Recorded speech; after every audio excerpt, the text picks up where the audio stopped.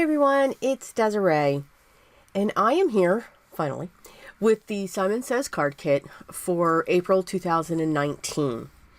The March, I am going to skip over the March, so you're not crazy. I was actually missing some things from that. It's not a big deal, but I'm just going to move on to this one. So this is the stamp set. Now, a lot of people, again, we all craft differently.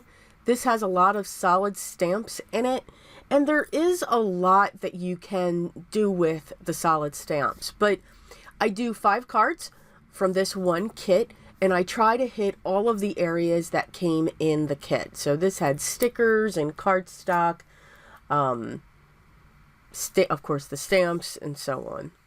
So this was one of the panels that came within the cardstock. So I'm going to use one of my banner strip dies from Simon Says, and I'm going to cut out the sentiment. I'm then going to fussy cut the heart out.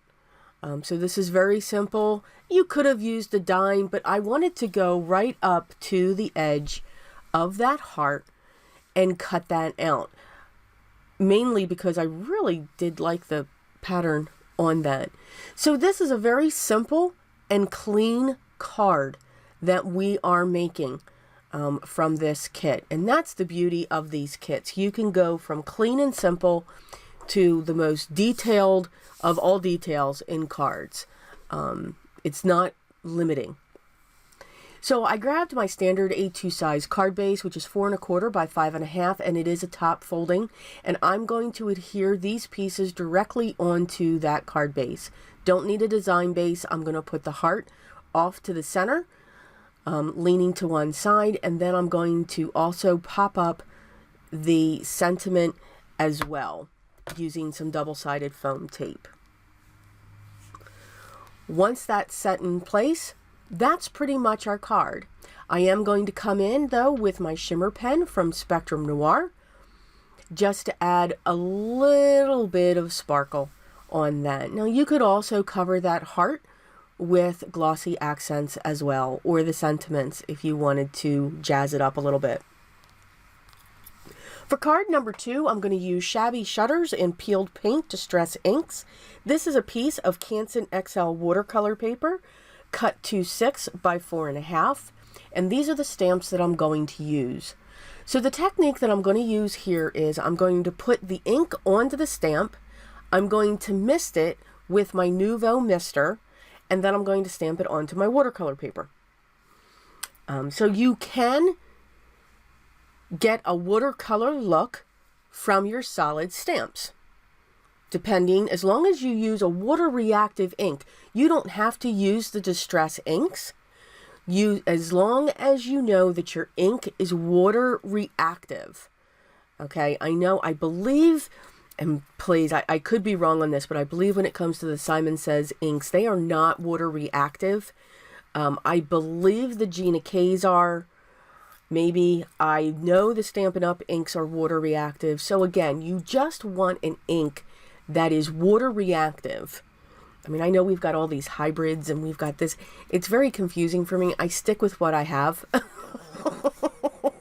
So I know the Stampin' Ups are water reactive, and definitely the Distress. So those are the two that I work with when it comes to inks being water reactive. And I keep saying water reactive. Okay, I'm done. So you can see that I have all of the leaves, the 2 different leaves. I connected some of them, changed the look of the one stamp. And now I'm using the larger size stamp that says, Hello Spring. Now, after I stamp that, I'm going to come in with my aqua brush, and I want to make it a solid stamp.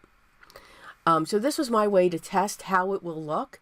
And depending upon how much ink I put on and how much water I add from my mister will depend upon the color.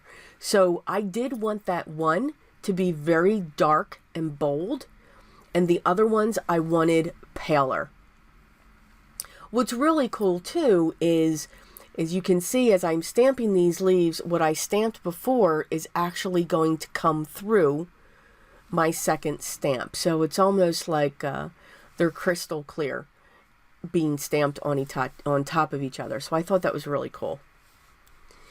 So I have this one large bold leaf. I have all of the other ones that are very pale. I am just going to drop some water down onto this panel, and I will pick it up with some cloth just to have those droplets going throughout the card. I did wait a few moments because I did want some of those blotches to really get into the ink so that it would have time to react. So I am still going to use that large stamp that said Hello Spring as my sentiment. But I was looking at this and it was missing something because it's very watercolor looking. I don't know, is that a term? Let's go with it. So I'm going to use some of the peeled paint and I'm going to splatter very fine splatters going across that. I didn't want big blobs, if that makes sense. So just a very fine mist, almost as if it's in the paper. So we're going to make sure that's dry. So I do pull in my heat gun and I dry it from the front and the back. This will help to keep it flat so that it doesn't warp too much. But because of the way and what we did with this, it doesn't warp too much anyway. It will coil up a little bit because you're adding water. I'm going to use my Gina K charcoal brown to stamp this image, and I have it coming in at another angle right across the top. And then I'm okay that it's not completely solid because, again, while I wanted that to be the sentiment, it didn't have to be super solid because everything else is just so watercolor-ish looking. I don't know what phrase I'm looking for here, but y'all know what I mean. I'm going to use my Simon Says Stitch rectangle dies. I'm going to cut that out. I have my standard A2 size card base, and I am going to prop this up using some fun foam. And again, I get my fun foam from my local craft store, and I'm okay that it's in colors. You can't see it. Can't see it at all. And that is our card. I don't think that there's anything else that we need to add to it. So for this one, I wanted to use the die. Now, there's been so many great techniques when it came to this die. Pattern paper piecing, Copic coloring. So what I did was I took a shade of the cardstock that matched the pattern paper and just die cut that, and then I'm coming in with one of my alcohol markers that's a little bit darker than the cardstock. So now I'm just adding some highlights into or onto this image. So there's some areas where I'm going over darker. I'm going to add some flecks into the flowers and the leaves. I'm going to add some shading to the boots so that you can see that it's two boots. So I'm just using a very monochrome, even though it's in pink and not black and white, just a very monochrome look where it's just one color with the different shade values that I'm looking to create on this. So you can see here is where I'm creating the shadow for the boots around the side. So again, I don't worry about light source. You know, it all depends on what feels comfortable to me, where I put my shading, to be very honest with you. So my shading is usually, in this case, my shading's to the right. My light source is coming in from the left. Not on my flowers, but, you know, that's what I'm going with. So now I'm going to take my white gel pen and I'm just going to add some highlights. This will make it look more 3D. It could also make the boots look more shiny. And then just adding highlight into the flowers and the leaves as well. So again, just a piece of cardstock, one alcohol marker. You could also use your colored pencils if you want. If you did this on watercolor paper or Bristol paper, you could have used one watercolor marker. So again, take these ideas and use what you have in your stash, because again, not everybody likes alcohol markers. Not everybody has alcohol markers. So you can use the different mediums to get that type of an effect. So that's what I try to push out there. I'm going to look at the stickers, and I grabbed this one for my sentiment that says, live a little, love a lot. So I thought the pink, that's where the pink cardstock came off of. I'm going to take this and I'm going to put that down on my standard A2 size card base, which again will be top folding. So it just adds a little bit of a dimension, and I think I used the dark pattern paper just so that that would pop right off of the page. I will come in on the flecks that I put on the flowers with some shimmer using my Spectrum Noir shimmer pen. And I'm also going to do that to some of the areas in the boots. So for card number 4, I wanted to use that big sentiment stamp with the flowers coming off of it and everything else. You can do a lot with this, even though it's already got the flowers connected into it and it's kind of big. You can do a variegated look on this using your inks, just by using, you know, sponge daubers or your mini blending tools, just dabbing that color on. You can use the ink pad itself. I wanted to go though with a solid color, and this whole kit really made me stick with my charcoal brown. I did not want to come in with a black ink, which is usually my VersaFine. For some reason, it just was not going to look right for me. So I stuck with the brown. I was thinking there, that's why my fingers are wiggling. When my fingers are wiggling, that means I'm thinking. Again, I kind of go with the thought process. I do have an idea of what my cards are going to come out to be, but 7 out of 10. It's going to change. So this one I'm doing a lot of paper layering. I love the paper in this kit. They were so soft. The colors were just very unique and different. So layer after layer after layer. So here I'm measuring that base that I have with the sentiment. And what I like to do is, if I measure it and it measures 3 by 3, 9 out of 10, I'm going to cut it. I'm going to cut the next layer 3.5 by 3.5. That's going to give me 1/4 of an inch on all 4 sides. Sometimes I'll cut it 3.25 by 3.25 if my base is 3 inches, because then I only want that scant 1/8 of a border going around it. Again, sometimes less is more, if we've ever heard that saying. And when it comes to matting our sentiments or our cardstocks, that is always a nice rule of thumb to have, because everything then is not so matchy-matchy as you're coming through. Just like the plaid with the brown and the white, that bottom, you can see I have 1/2 inch on each side from left to right, but I have 1/4 from top to bottom. Again, it's just something different.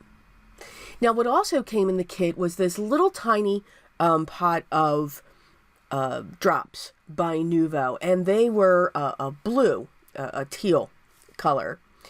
And I really didn't have that color anywhere on my card. So what I did was I pulled out my Innocent Pink, my Dandelion Yellow, and then my Ocean Mist from my Gina K inks. And by me adding the Ocean Mist, just these leaves, just these little bit of accents that I'm putting onto this front, now for me, it was okay to put those drops on, because it was going to accent what the Ocean Mist that I pulled in from Gina K. It was actually going to make those colors stand out just a little bit more. Again, it's my eye that's doing that. You may not. That's why you always, if you've seen my previous videos when I do colored pencils, I have my colored pencils already pulled, because those are the colors that I'm going to stick with. I don't keep the entire set next to me to keep pulling from, because you want to keep with your colors. Okay, next card. Rambling there. So again, this came from the pattern paper, and I'm just cutting around it, and I'm going to change my mind, and my bigger scissors are going to come in, and I'm going to cut right up along that framed edge. I know I'm cutting away that beautiful pattern paper, but that's okay. I'm just going to use my long shears that allows me to get a straight cut in one swipe. So now I have that. Now I was looking at that and I'm like, you know, because I love the sentiment pattern paper that I have there, but at the same time I needed to frame, at least my thought was, I needed to frame this sentiment card that I have here. So my thought was, I wanted to set this frame on that piece of cardstock. Now, Stampin' Up, I forget what this is called, but I'll have it listed below. It matched perfectly, this card kit. It's like a seafoam. I think it's seafoam. So I grabbed my Jelly Bean Green from Gina K, and I'm going to stamp the two leaves that are together on each of the corners. On the short sides, I'm going to stamp right in the center, and then on the longer, I'm going to stamp in the center and then in between the corner and the center. So I'm not getting crazy with measuring. That's why I wanted to show you this. Is it even? Probably not. Is it crooked? Absolutely. Could I have put one in the center on the short sides? Sure. But I just want to show that, you know, look, this is just something to let go. Let it go. All right. It's okay that it's not perfect. You're going to see my stamping on the hearts. I get carried away on one of them. It's actually kind of funny. It made me giggle. There it is. It's crooked. And I'm okay with it. I'm truly, truly okay with it.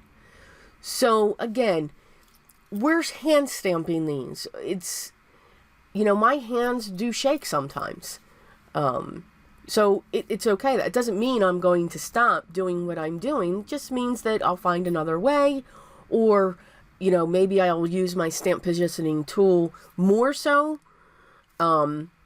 It just all depends. But you can see with that panel, as I was gabbing away, I've now covered up all of those words. So I didn't want to do that. I didn't want to cover up that pattern paper. So I am going to cut the corners off just above the hearts, just to continue the frame that the sentiment is holding, the frame style. I am also going to trim off that top, make sure that it's straight. And again, it's probably not, but that's okay. So once I put that back on, thinking, okay, if I did all those trimmings, I would still be able to use that. It just wasn't working. It was covering too much of it up. So I pulled in this beautiful rose, or it's like a petal pink. It's a very soft pink. And this is just perfect just to trim. And I'm using the lines on the paper to trim, and I'm going to center up that panel right in the center of that. The liquid glue that I'm using throughout this is my Art Glitter Glue. And that is the glue that I do find works the best, or the Nouveau Deluxe. Those are the two liquid glues that I have used, that I have found to work quickly, to grab a hold quickly, but yet give you time to wiggle that card around to make sure that it's straight or centered or whatever you're looking for it to do. I will be trimming off the edges because obviously I can't cut straight. Or, you know, I cut it too big. Calculation wasn't right, but that's okay. And then I just gave it a final wiggle just so that it was even. And you can see it's a little bit off. And again, I'm okay with that. It's okay. Only, and trust me, my eye will see this. The recipient that gets it, they won't. They really, really won't. Unless they're like me, where, you know, they'll pick those ideas out. I would hope they would never say anything because I know I wouldn't, but you never know. I added some iridescent sequins to each of the hearts and the flower in the center. So I hope you enjoyed the 5 cards from the Simon Says April 2019 kit. I really did have fun with this one. We went from super simplistic and clean, to getting into some little bit of techniques and things that you can try with items that you have in your stash. If you have a question or comment, please leave those down below and I'll get back to you as soon as I can. All the products that I use throughout this video will be linked below as well, along with the link if you're curious, if it's your first time here, along with the link if you're curious about the subscription with Simon Says. I'll put the link to that page as well. It'll give you more information on how it works, how it runs, and so forth. But I do want to thank everybody so much for stopping by and watching this video. If you haven't already, I would love for you to subscribe. Make sure you hit the bell so you don't miss any of the videos that are coming out. Here are a few other videos I thought you might like, just some general ones showing some different techniques and simple. I hope everyone's having a great day. Just remember, take care, but always remember what's most important. Always be creative.